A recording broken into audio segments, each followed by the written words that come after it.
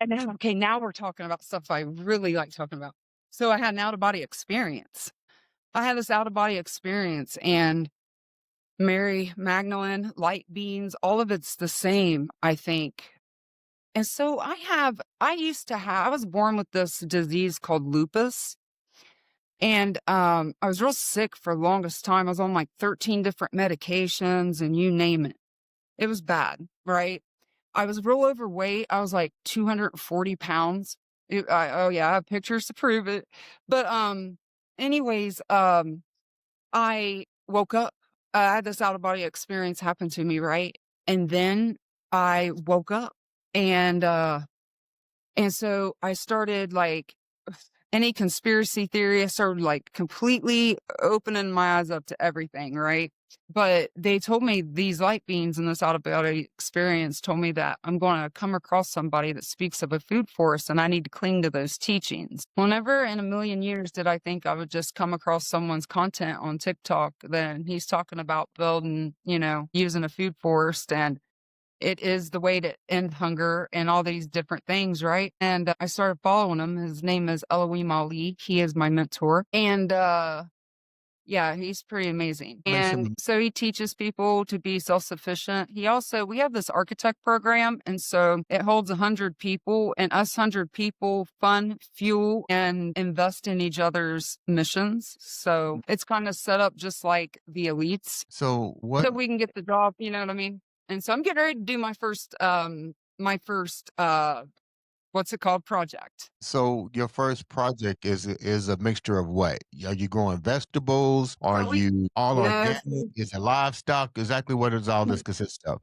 So food forest. So see, this is when we talk about like stopping hunger for the future of humanity.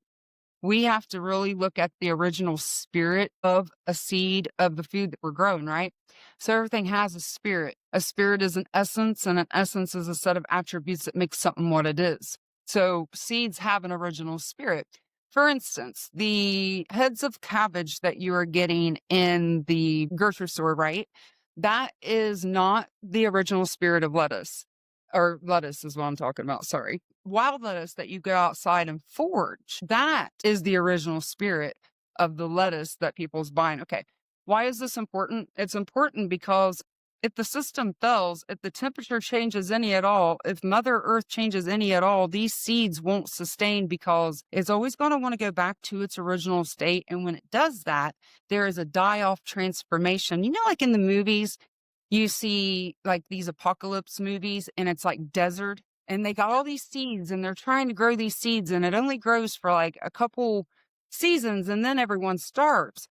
That is because those seeds are going back to its original spirit. And so and so wild lettuce is wild lettuce because it rolls with the punches Mother Nature gives it, right? But if people plant this stuff that, you're buying at the restaurant, the department store, then it's not going to be sustaining because there will always be a die-off period where the seed goes through its transformation to get back to its original spirit.